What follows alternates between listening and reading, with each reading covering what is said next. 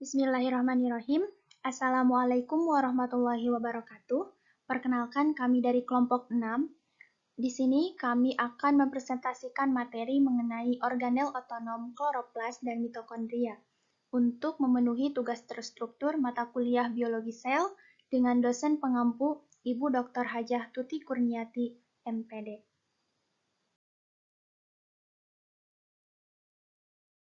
Baik, adapun pemateri dari kelompok 6 ini beranggotakan yang pertama ada Ropiatul Ajijah dengan NIM 119-2060-85. Kemudian yang selanjutnya ada Sarul Sugiana dengan NIM 119-2060-87. Lalu ada Suci Aulia Wijaya dengan NIM 119-2060-102. Lalu ada Sipan Nurfajri dengan NIM 119-60-104. Dan saya sendiri, Zahra Sabila Jamjami, dengan NIM 119-2060-120. Bismillahirrahmanirrahim. Saya Ropiatul Ajijah dengan nomor NIM 11920600085 akan memaparkan materi tentang struktur penyusun kloroplas. Pengertian kloroplas. Kloroplas adalah salah satu bentuk plastida yang terdapat dalam sitoplasma sel eukariotik. Sel tumbuhan mengandung satu tipe organel yang tidak ditemukan pada sel hewan, yaitu kloroplas. Kloroplas berasal dari bahasa Yunani yang terdiri dari dua kata, yaitu kloros yang artinya dan plastis yang artinya terbentuk. Selanjutnya ada biogenesis kloroplas. Kloroplas diduga mengalami perkembangan atau evolusi dari proplastida menjadi kloroplas. Biogenesis kloroplas berdasarkan hipotesis endosimbiotik merupakan jenis sel prokaryotik fotoeutropik yang memasuki sel ekopatik heterotropik dan kemudian berkembang menjadi simbiosis dan kloroplas dalam waktu yang lama.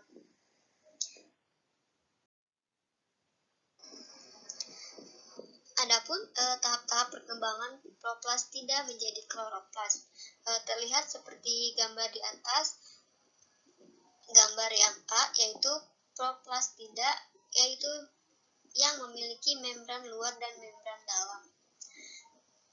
Pada gambar B, membran dalam, cahaya memicu sintesis klorofil, fosfolipid, stroma kloroplas, protein tilakoid, dan petunasan vesikel kecil. Gambar C yaitu proplastida membesar dan fusi beberapa vesikula tilakoid menjadi grana. Kemudian yang D yaitu proplastida semakin membesar sehingga tilakoid semakin jelas dan tumpukan grana menebal dan membesar.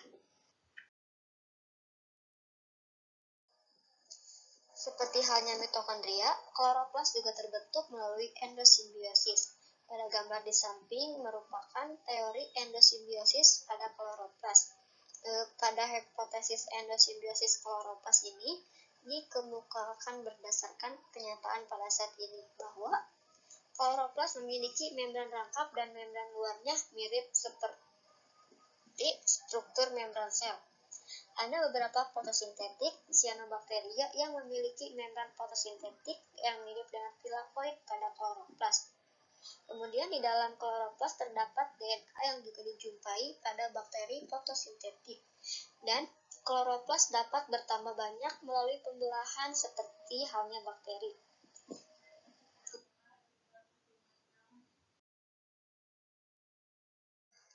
Selanjutnya ada ultrastruktur kloroplas. Pada kloroplas berisi 3 membran yang disebut tilakoid dan merupakan tempat terjadinya fotosintesis.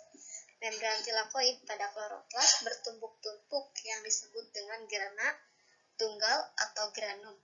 Cairan di luar tilakoid disebut stroma. Stroma merupakan tempat terjadinya sintetis karbohidrat. Struktur tumpukan tilakoid tersebut secara keseluruhan akan menjadi kloroplas. Jumlah kloroplas antara 50 sampai dengan 200 tiap sel.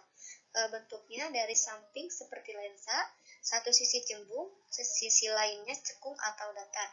Mempunyai sistem dua membran yaitu membran dalam yang disebut dengan inner membran dan membran luar atau outer membran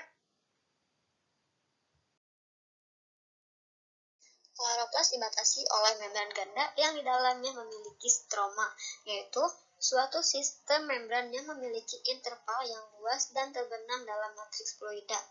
Dalam beberapa wilayah tertentu, terdapat tilakoid yang ditumpuk seperti koin permainan poker, yang dimana masing-masing tumpukan tersebut disebut grana. Dalam satu kloroplas terdapat 40-60 grana yang tersebar di dalam matriks kloroplas. Adapun struktur dari kloroplas, yang pertama ada membran luar kloroplas. Membran luar kloroplas berperan dalam mengalirkan molekul-molekul yang kurang dari 10 kilodalton tanpa selektivitas dan menutupi ruang intermembran antara membran dalam dan membran luar kloroplas. Peranan membran luar pada kloroplas ialah untuk mengatur keluar masuknya zat. Dan yang kedua ada ruang antar membran. Dalam kloroplas terdapat sebuah ruangan yang memisahkan antara membran luar dan membran dalam dengan ketebalan sekitar 10 nanometer. Ruangan ini disebut sebagai ruang antar membran. Dan yang ketiga ada membran dalam kloroplas. Adapun peranan dalam membran dalam ini yaitu untuk memilih molekul yang keluar masuk dengan transport aktif. Membran dalam bersifat permeabel terhadap sukrosa, karbon dioksida, sorbitol, asam asetat, dan berbagai macam anion lainnya. Yang keempat ada stromata. Stromata berperan untuk menyimpan hasil fotosintesis dalam bentuk pati dan sebagai tempat terjadinya reaksi gelap atau siklus Kelvin. Stromata memiliki molekul enzim, ribosom, dan DNA. Yang kelima ada tilakoid. Adapun peran dari tilakoid yaitu untuk menangkap energi cahaya dan mengubahnya menjadi energi kimia. Tilakoid yang berada di dalam stroma berperan sebagai tempat terjadinya fotosintesis. Yang keenam ada grana, yaitu sistem membran yang memiliki fungsi sebagai tempat berlangsungnya reaksi terang fotosintesis. Yang ketujuh ada DNA plastida.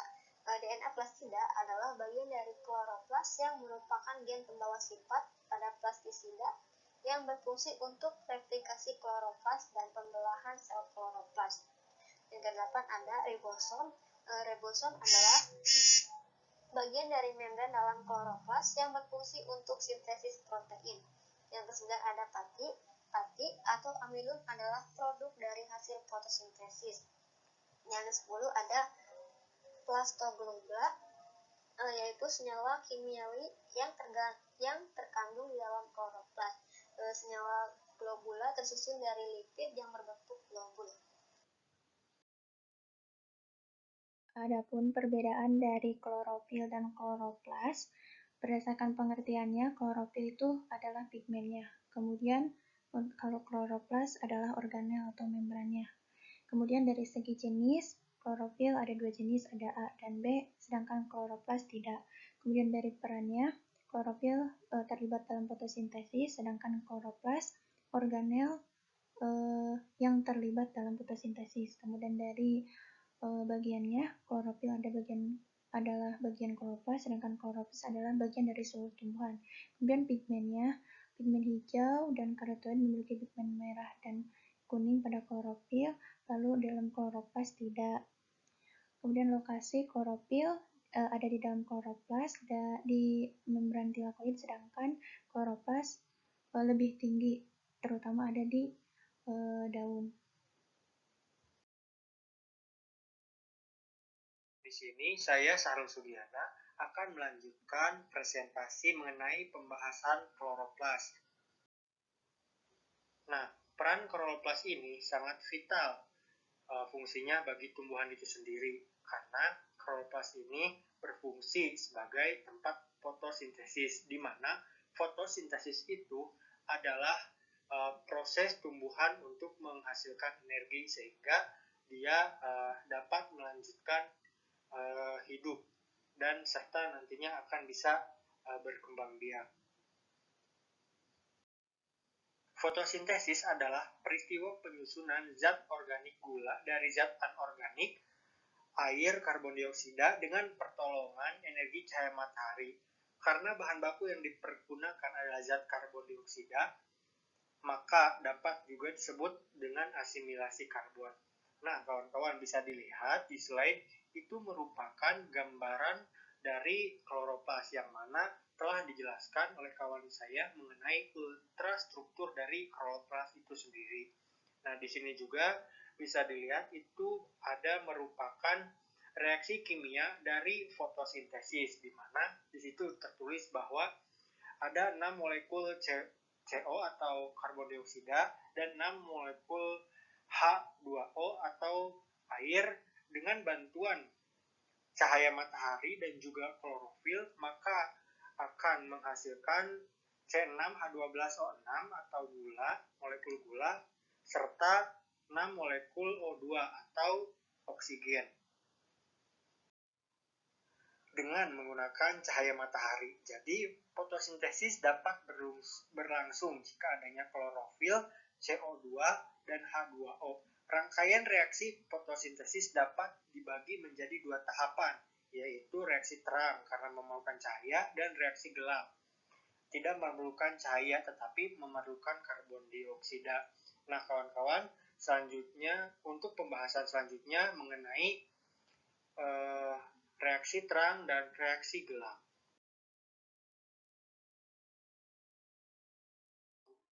Bisa dilihat di slide ya kawan-kawan, di samping kiri atas, di situ ada gambar ada gambar tentang bagaimana reaksi terang itu berlangsung. Di situ disimbolkan ada cahaya matahari yang masuk ke dalam kloroplas dan terjadilah fotosintesis. Reaksi terang merupakan tahapan reaksi fotosintesis yang membutuhkan cahaya. Pada reaksi ini terjadi transfer elektron di grana. Grana terdapat di dalam kloroplas berupa tumpukan tilakoid. Reaksi terang menghasilkan senyawa ATP dan NADPH. Perangkat reaksi terang terdiri atas pigmen fotosintetik dan fotosistem.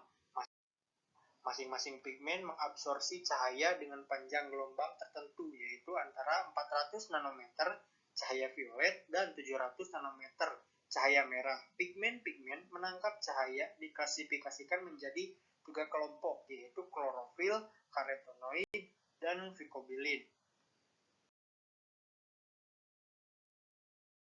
Masih pembahasan tentang reaksi terang. Nah, energi cahaya yang ditangkap oleh pigmen penangkap cahaya dan diubah menjadi energi kimia. Pigmen fotosintetik pada membran tilakoid terdapat dalam kelompok-kelompok yang disebut fotosistem. Satu kloroplas tunggal mengandung ribuan fotosistem. Setiap fotosistem memiliki satu molekul klorofil, khususnya yang disebut pusat reaksi. Setiap pusat reaksi dikelilingi oleh 250 hingga 350 pigmen antena. Wow, banyak sekali ya kawan-kawan. Hingga saat ini para ilmuwan telah mengidentifikasi ada dua jenis reaksi klorofil aktif terhadap energi cahaya dengan panjang gelombang hingga di atas 700 nanometer, disebut pusat reaksi P700.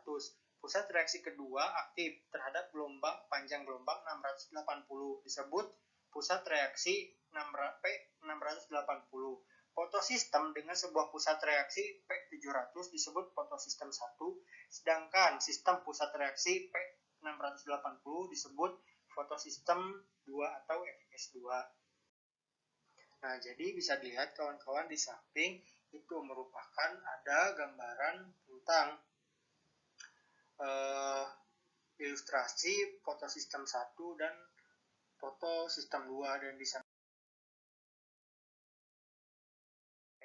Nah, di samping ini atau di slide merupakan proses terjadinya energi eksitasi, di mana di sana ada sebuah elektron yang berenergi tinggi dan diteruskan ke suatu molekul aseptor elektron. Nah, maka terjadilah yang menghasilkan ATP dan selanjutnya NADPH. Masih dalam pembahasan reaksi terang. Nah, kawan-kawan, perubahan atau pengubahan energi cahaya menjadi energi kimia dapat dilakukan menjadi dua cara. Cara pertama dengan membentuk sebuah siklus atau reaksi siklik, dan cara kedua tidak membentuk siklus, reaksi non-siklik. Pada cara non-siklik, elektron berenergi ditransfer ke NADPH+ dan tidak dikembalikan ke pusat reaksi. Kedua cara aliran elektron tersebut dihasilkan di dalam proses fosforilasi ADP+ P ATP sehingga dinamakan fotofosforilasi siklik dan fotofosforilasi non-siklik. Di sini saya akan menjelaskan tentang fotofosforilasi siklik. Nah, di sini ada gambar tentang proses tersebut. Nah, berikut penjelasannya. Fotofosforilasi ini biasanya terjadi pada beberapa bakteri yang mampu mengandalkan fotosintesis. Fotofosforilasi siklik hanya memiliki fotosistem 1, klorofil pusat. Reaksinya dinamakan P700. Pigmen yang menerima cahaya dengan panjang gelombang 700 nanometer. Setelah fotosistem 1 menerima gelombang cahaya, selanjutnya terjadi reaksi eksitasi atau pelepasan elektron. Elektron yang keluar diterima oleh aseptor primer, kemudian elektron diteruskan ke ferredoksin atau Fd dan plastoquinon atau Pq. Selanjutnya elektron diteruskan ke kompleks sitokrom dan plastosianin atau Pc. Akhirnya, elektron tersebut dikembalikan ke fotosistem 1. Selama siklus elektron berlangsung, terjadi pembentukan ATP ketika elektron melewati kompleks sitokrom. Nah, berikut digambar adalah gambaran sederhana tentang siklus dari fotofosforilasi siklik ini. Nah, selanjutnya ada yang dinamakan fotofosforilasi non-siklik. Berikut ada di sebelah kanan atas ya kawan-kawan, ada sebuah gambar atau ilustrasi yang menunjukkan bagaimana proses ini terjadi. Fotofosforilasi ini terjadi pada tumbuhan tingkat tinggi. Fotofosforilisasi non-siklik memerlukan dua fotosistem, yaitu fotosistem 1 dan fotosistem 2. Pigmen yang berperan pada siklus ini adalah P680 dan P700 pada fotosistem 2. Nah, berbeda dengan yang tadi ya kawan-kawan, yang fotofosforilisasi siklik itu hanya terjadi fotosistem 1 dan memerlukan pigmen 700 atau P700.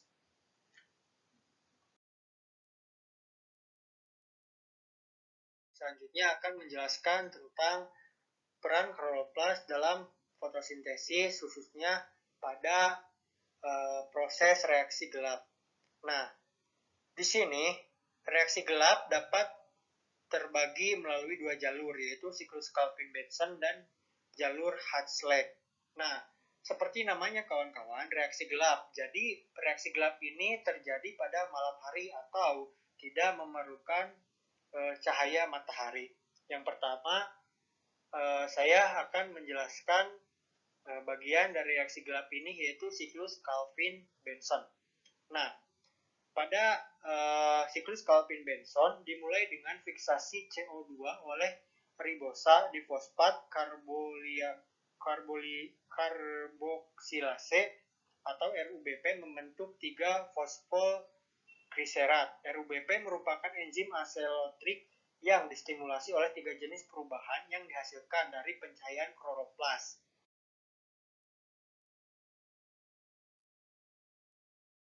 Bismillahirrahmanirrahim, saya Suci Aulia Wijaya dengan NIM 1192060102 akan melanjutkan penjelasan mengenai reaksi gelap pada fotosintesis.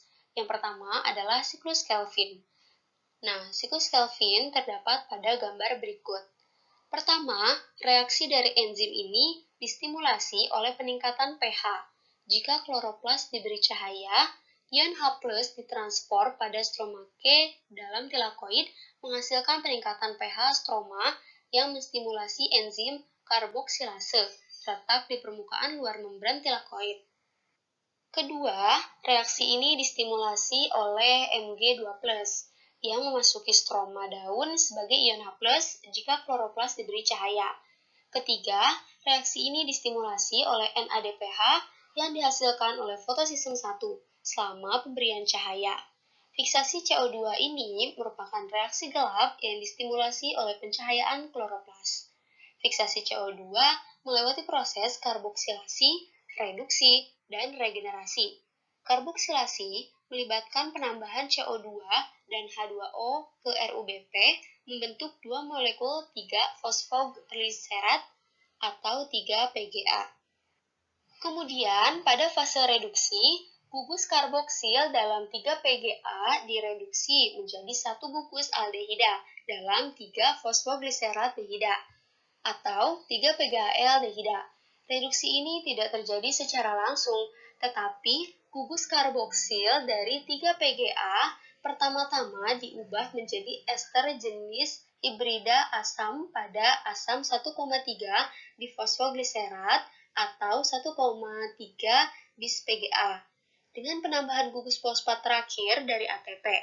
ATP ini timbul dari fotofosforilasi dan ADP yang dilepas ketika 1,3 bis-PGA terbentuk, yang diubah kembali dengan cepat menjadi ATP oleh reaksi fosforilasi tambahan.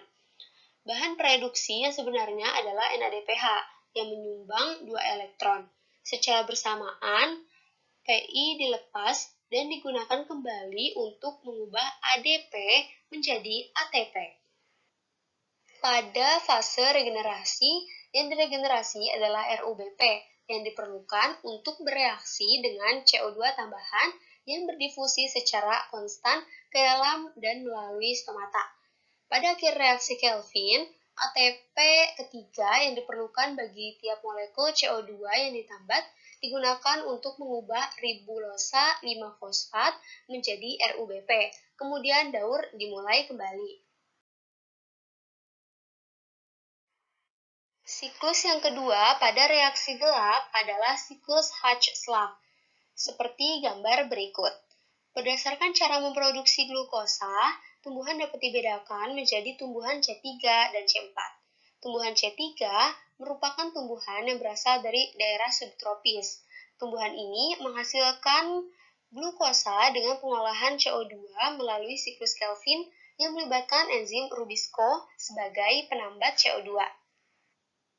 Tumbuhan C3 memerlukan 3 ATP untuk menghasilkan molekul glukosa. Namun, ATP ini dapat terpakai sia-sia tanpa dihasilkannya glukosa. Hal ini dapat terjadi jika ada fotorespirasi di mana enzim Rubisco tidak menambat CO2, tetapi menambat O2. Tumbuhan C4 adalah tumbuhan yang umumnya ditemukan di daerah tropis. Tumbuhan ini melibatkan 2 enzim di dalam pengolahan CO2 menjadi glukosa. Enzim fosfopenol piruvat karboksilase atau PEPCO adalah enzim yang akan mengikat CO2 dari udara dan kemudian akan menjadi oksaloasetat. Oksaloasetat akan diubah menjadi malat. Malat akan terkarboksilasi menjadi piruvat dan CO2. Piruvat akan kembali menjadi PEPCO. Sedangkan CO2 akan masuk ke dalam siklus Kelvin yang berlangsung di sel bundel sit dan melibatkan enzim RUBP. Proses ini dinamakan siklus Hatch-Slav yang terjadi di sel mesofil. Dalam keseluruhan proses digunakan 5 ATP. Nah, berdasarkan penjelasan mengenai reaksi terang dan reaksi gelap yang telah kami jelaskan, dapat disimpulkan bahwa perbedaan reaksi terang dan reaksi gelap dapat dilihat pada tabel berikut ini. Yang pertama ada tempatnya, yaitu reaksi terang bertepatan di grana atau tumpukan tilakoid, sedangkan reaksi gelap tempatnya adalah di stroma. Nah, kemudian cahayanya, reaksi terang itu membutuhkan cahaya, sedangkan reaksi gelap tidak membutuhkan cahaya. Kemudian sistemnya, reaksi terang itu mempunyai fotosistem 1 atau P700 dan fotosistem 2 atau P680, sedangkan reaksi gelap tidak memiliki. Kemudian prosesnya, reaksi terang prosesnya adalah eksitasi elektron, fotolisis, fotofosforilasi siklik, dan fotofosforilasi non-siklik. Sedangkan reaksi gelap, prosesnya adalah fiksasi CO2, reduksi, dan regenerasi RUBP.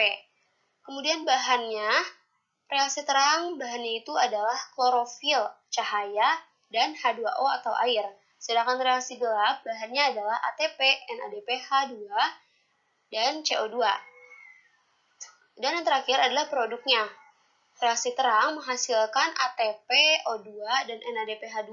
Sedangkan reaksi gelap menghasilkan glukosa atau C6H12O6.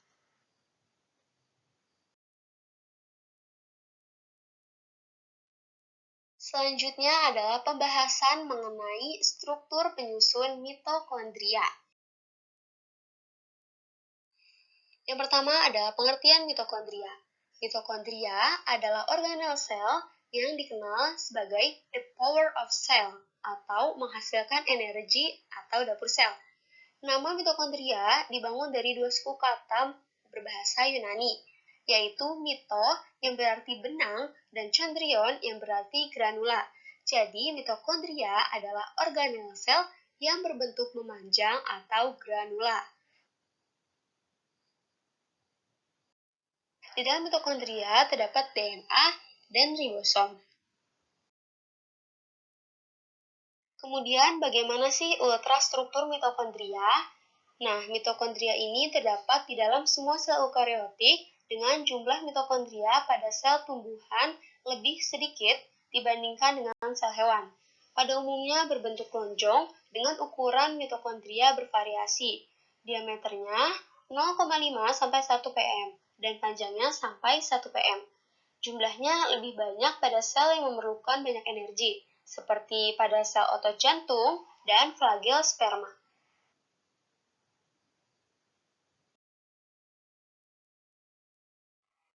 Secara struktur, mitokondria terdiri dari dua membran, yaitu membran luar atau outer membran yang nampak halus serta membran dalam atau inner membran yang berlekuk dan disebut sebagai cristae.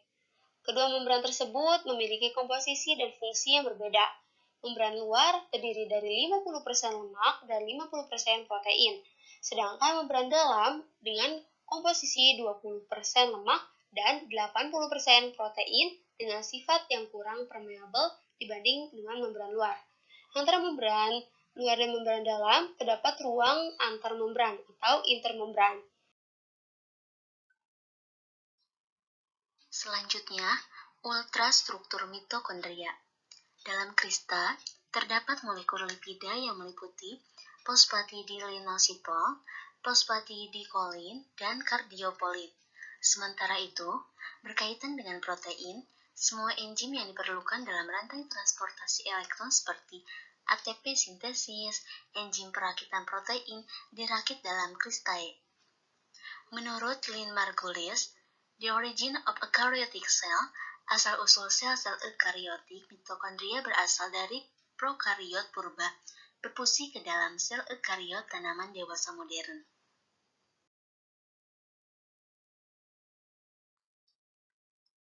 Selanjutnya, peran mitokondria. Mitokondria berfungsi dalam pengubahan energi potensial dalam bentuk makanan menjadi ATP. Mitokondria memiliki peran kunci dalam homeostatis biokimia dalam tubuh sehingga dapat menentukan hidup atau matinya sel. Mitokondria menghasilkan ATP melalui dua langkah penting, yaitu yang pertama, oksidasi NADH atau FADH2 melalui glikolisis, siklus TCA atau B-oksidasi asam lemak. Yang kedua, fosforilasi oksidatif. Keseluruhan proses tersebut diregulasi oleh kompleks faktor transkripsi pada mitokondria.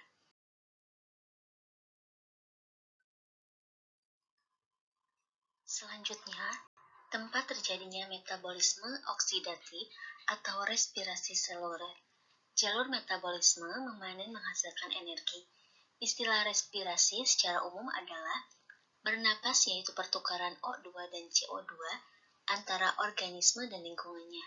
Sementara respirasi seluler yaitu pemanenan atau proses menghasilkan energi secara aerobik atau perlu O2 dari molekul makanan oleh sel.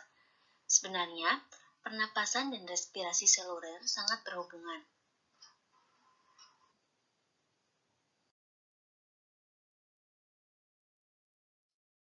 Selanjutnya, pada respirasi terjadi perubahan bentuk energi dari senyawa organik menjadi anorganik untuk menghasilkan energi dan senyawa pembangun. Energi dalam bentuk ATP yaitu molekul organik mengandung rantai fosfat berenergi tinggi. Reaksi respirasi adalah suatu reaksi katabolisme yang dapat memecah molekul-molekul gula sehingga menjadi molekul anorganik yang berupa CO2 dan H2O. Respirasi merupakan proses dalam pengambilan O2 untuk memecah senyawa-senyawa organik menjadi CO2, H2O, dan energi. Selanjutnya, tipe jalur metabolisme yang menghasilkan energi yaitu respirasi aerobik dan anaerob. Yang pertama, respirasi aerobik. Tipe yang paling umum terjadi dalam sel dan merupakan jalur utama penghasil energi yang menghasilkan ATP, molekul energi biologi.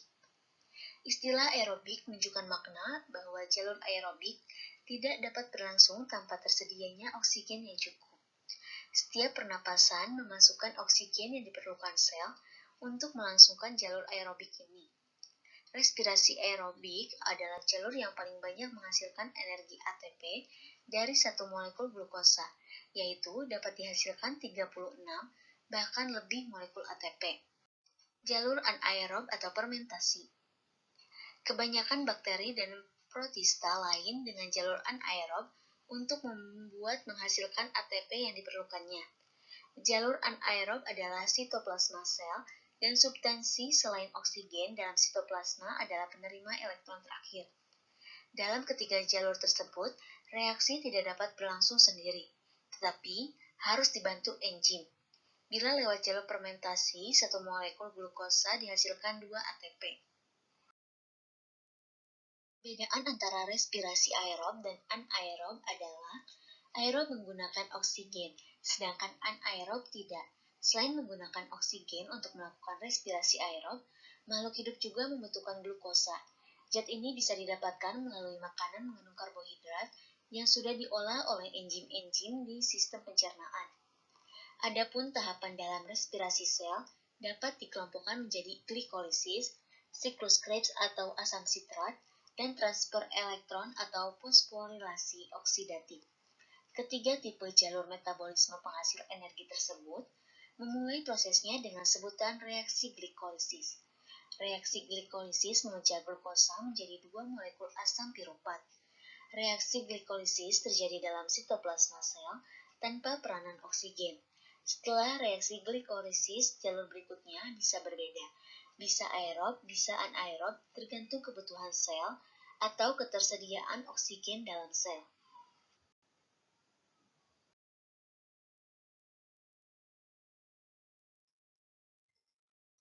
Selanjutnya, tahapan respirasi sel. Yang pertama, glikolisis.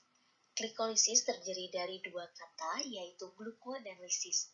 Gluko berasal dari kata glukosa yang artinya molekul gula, sementara lisis artinya adalah pemecahan, sehingga secara harfiah, glikolisis memberi arti pemecahan molekul glukosa atau gula.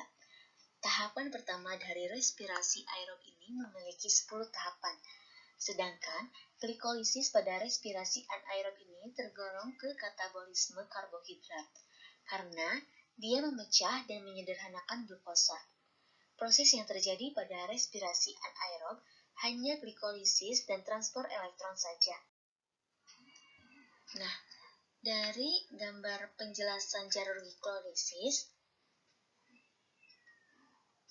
dapat disimpulkan bahwa yang pertama, glukosa masuk sel disfosforilasi oleh enzim heksolinase yang mentransfer gugus fosfat dari ATP ke gula.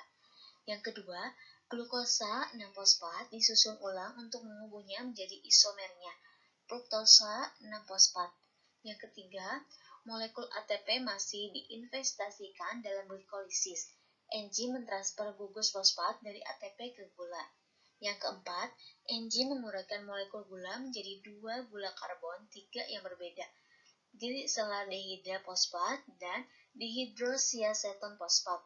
Yang kelima, suatu enzim mengkatalis 2 reaksi berurutan. Enzim mengikat gliseral dehidroposfat dalam tempat aktifnya. Gula dioksidasi oleh transfer elektron dari H+ ke NAD+ membentuk NADH. Yang keenam, glikolisis menghasilkan sejumlah ATP. Yang ketujuh, enzim merelokasi gugus fosfat yang tersisa. Hal ini mempersiapkan substrat untuk reaksi berikutnya. Yang kedelapan, enzim membentuk ikatan ganda dalam substrat dengan cara mengekstrasi suatu molekul air membentuk PFP. Yang kesembilan, menghasilkan ATP, transfer gugus fosfat dari VFP ke ADP. Glukosa dipecah dari dioksidasi menjadi 2 molekul piruvat. Baik, saya Zahra Sabila Jamjami akan meneruskan pembahasan mengenai tahapan yang kedua, yaitu ada dekarboksilasi oksidatif.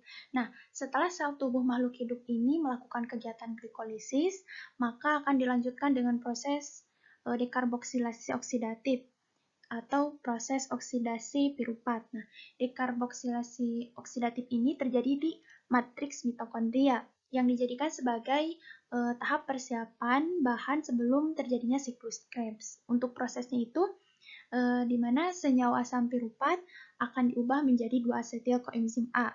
Kemudian akan melepaskan karbon dioksida melalui sistem respirasi makhluk hidup. Nah, untuk hasilnya itu, jika dibuat rumus, yaitu asetil koenzim A dengan NADH dan karbon dioksida. Nah, perlu diketahui bahwa asetil-CoA ini dibutuhkan dan digunakan sebagai bahan baku untuk proses respirasi intraseluler pada siklus Krebs selanjutnya.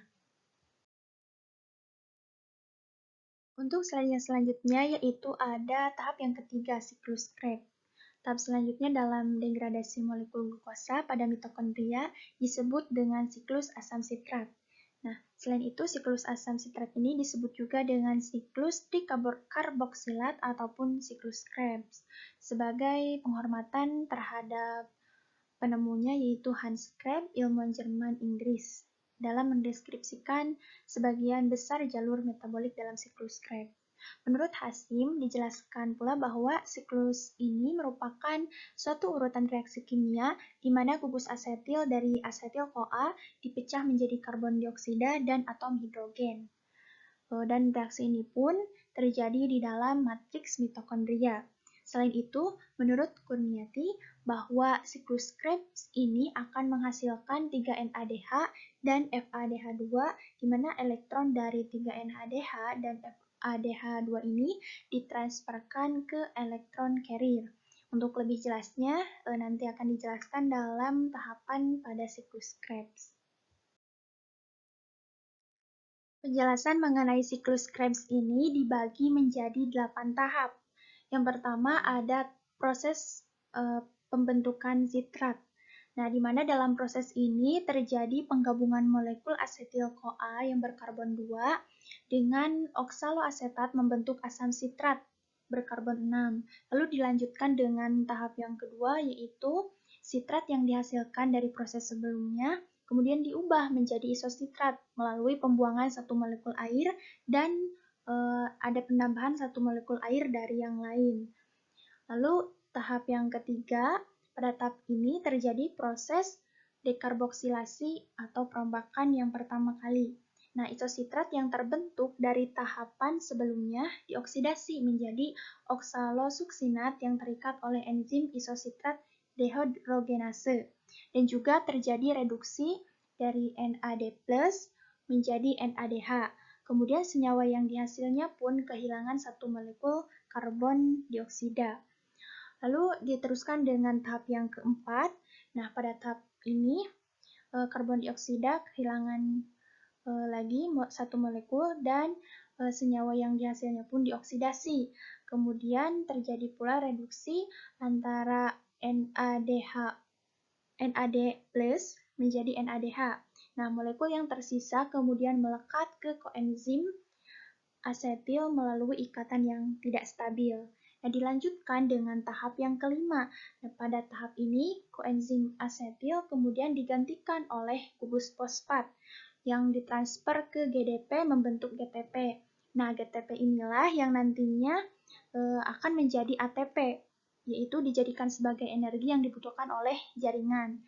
Lalu untuk tahap yang keenam, pada tahap ini, dua hidrogen ditransfer ke FADH, dan membentuk FADH2, dan mengoksidasi suksinat yang berubah menjadi fumarat. Lalu masuk ke tahap yang ketujuh.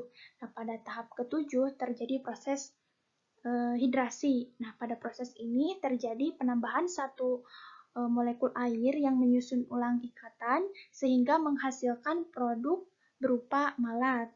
Dan untuk tahap yang terakhir atau tahap yang ke-8, nah pada tahap ini substrat dioksidasi, kemudian mereduksi NAD+ menjadi NADH dan membentuk kembali oksaloasetat. Nah, untuk mencukupi kebutuhan energi tersebut, maka siklus Krebs ini harus berlangsung selama 2 kali, karena reaksi oksidasi pada molekul glukosa untuk sekali proses siklus Krebs ini hanya menghasilkan 2 molekul asetil-CoA saja, maka harus dilakukan siklus Krebs yang selanjutnya.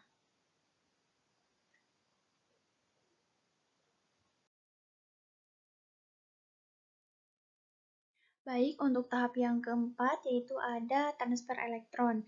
Transfer elektron atau fosforilasi oksidatif terjadi di dalam membran kristal mitokondria yang menyebabkan terjadinya gradien proton untuk sintesis ATP oleh ATP sintase. Pada rantai transfer elektron ini pula diproduksi ATP dari NADH dan FADH2 yang membutuhkan O2. Nah, untuk gambarannya yaitu bisa dilihat di slide ini, dan untuk penjelasannya nanti akan dijelaskan di slide yang berikutnya. Baik, untuk penjelasan bagaimana proses transfer elektron ini dapat dibedakan menjadi dua, yaitu ada pengubahan NADH menjadi ATP, kemudian ada FADH2 menjadi ATP. Nah, untuk proses yang pertama yaitu pengubahan NADH menjadi ATP, yang diawali dengan tahap NADH akan diuraikan menjadi NAD+. Lalu elektron hasil reaksi ini akan masuk ke kompleks protein 1, lalu dikirim ke ubiquinon. Nah, pada saat elektron melewati kompleks protein 1, akan memicu dipompanya H+ keluar menuju ruang antar membran. Lalu memasuki tahap yang kedua, yaitu elektron dari ubiquinon akan dibawa ke kompleks protein 2, protein 3, yang dilanjutkan ke sitokrom C. Nah, pada saat melewati kompleks protein 3, akan menimbulkan H+ keluar menuju ruang antar membran. Lalu memasuki tahap yang ketiga, elektron dari sitokrom C ini akan dikirim ke matriks mitokondria melalui kompleks protein 4. Nah, pada saat melewati kompleks protein 4 juga akan mengeluarkan satu atom hidrogen. Lalu tahap yang keempat, elektron dari kompleks protein 4 akan diterima oleh molekul oksigen yang berikatan dengan 2 ion H+, yang nantinya membentuk H2O atau air.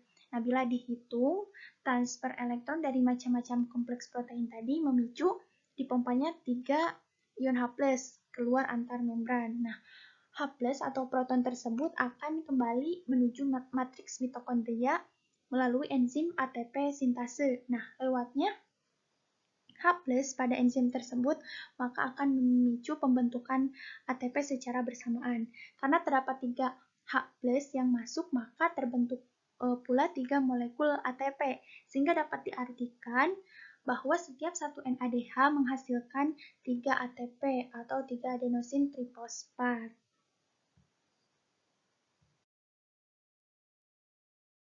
Pada transfer elektron juga ada pengubahan FADH2 menjadi ATP.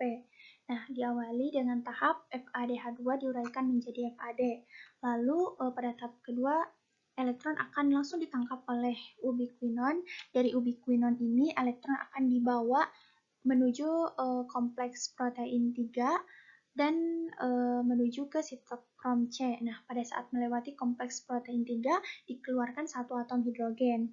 Lalu pada tahap yang berikutnya, elektron dari sitokrom C ini akan dibawa ke matriks mitokondria melalui kompleks protein 4.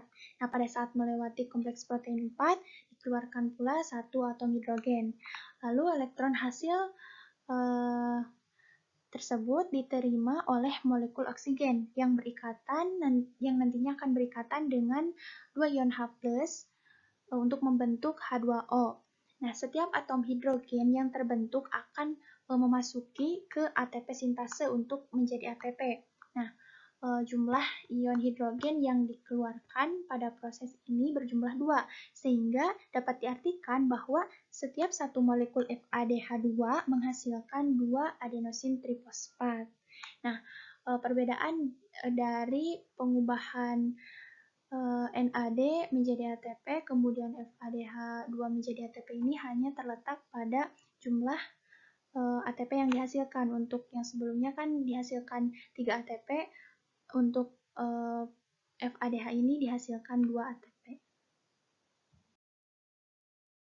Pada slide ini dijelaskan bahwa proses transfer elektron terjadi sampai tahap diterimanya elektron oleh oksigen yang merupakan akseptor elektron terakhir. Sedangkan proses pembuatan ATP terjadi oleh enzim ATP sintase yang dinamakan dengan chemiosmosis. Pada tahap transfer elektron inilah sebagian besar ATP yang dibutuhkan dihasilkan. Kemudian menurut Kurniati bahwa fosforilasi oksidatif atau transfer elektron ini jika kondisinya anaerob atau kurang oksigen, maka akan menyebabkan asam piruvat masuk ke jalur fermentasi alkohol atau fermentasi asam laktat. Nah, adapun apa sih fermentasi? Nah, fermentasi ini merupakan cara memanen energi kimia tanpa menggunakan oksigen maupun rantai transport elektron manapun. Dengan kata lain, tanpa adanya respirasi sel. Nah, fermentasi ini merupakan pengembangan glikolisis yang memungkinkan pembentukan ATP secara terus-menerus melalui fosforilasi tingkat substrat pada glikolisis. Nah, bagaimana prosesnya? Yaitu dapat dibedakan ada jalur respirasi anaerob alkohol dan ada asam laktat. Adapun proses fermentasi anaerob alkohol ini diawali dengan glikolisis. Nah, glikolisis ini diawali dengan pemecahan molekul glukosa yang menghasilkan 2 ATP dari 2 ADP dan P, kemudian menghasilkan 2 NADH dari 2 NAD+, dan menghasilkan 2 piruvat. Nah, pada tahapan fermentasi ini diawali dari piruvat yang mempunyai 3 atom karbon akan dikonversi menjadi 2 asetildehida yang memiliki 2 atom karbon. Nah, berarti pada tahap ini terjadi pelepasan satu atom karbon yang akan membentuk 2 CO2. Nah, lalu tahap yang kedua yaitu asetildehida akan mengikat ion H+ yang berasal dari penguraian NAD menjadi NAD+. Maka asetildehida di sini berperan sebagai akseptor atau penerima ion H+. Pengikatan ion H+ oleh asetildehida ini akan membentuk senyawa etanol. Nah, pada dasarnya produk fermentasi alkohol ini meliputi 2 etanol, kemudian 2 CO2 dan 2 ATP. Nah, sedangkan untuk jalur respirasi anaerob pada asam laktat ini diawali pula sama seperti sebelumnya dari glikolisis. Nah, namun yang berbeda di mana 2 asam piruvat yang terbentuk akan langsung direduksi oleh NADH menjadi NAD+, kemudian membentuk asam laktat. Jadi langsung prosesnya. Nah, dapat diartikan bahwa pada proses ini tidak dihasilkan CO2 seperti pada fermentasi alkohol. Nah, untuk produk yang dihasilkan pada fermentasi asam laktat meliputi 2 asam laktat dan 2 ATP. Jadi, tidak ada CO2 seperti pada jalur anaerob alkohol. Baik, untuk slide ini dapat dilihat dari gambar yang pertama ada tahap-tahap respirasi seluler secara keseluruhan. Itu ada glikolisis, kemudian ada transfer elektron, ataupun ada siklus Krebs, dan begitupun hasil dari masing-masing ATP-nya. Kemudian untuk gambar yang kedua ada tahapan respirasi seluler berdasarkan tempat terjadinya, yaitu ada yang di sitosol dan juga ada yang di mitokondria. Dan yang terakhir yaitu ada tabel tahapan respirasi aerob, di mana glikolisis ini tempatnya di sitoplasma, kemudian dekarboksilase oksidatif di matriks mitokondria, kemudian siklus Krebs di matriks mitokondria, transport elektron di membran dalam mitokondria atau krista. Hanya itu saja yang dapat kelompok kami sampaikan. Mohon maaf bila ada kekurangan. Wassalamualaikum warahmatullahi wabarakatuh.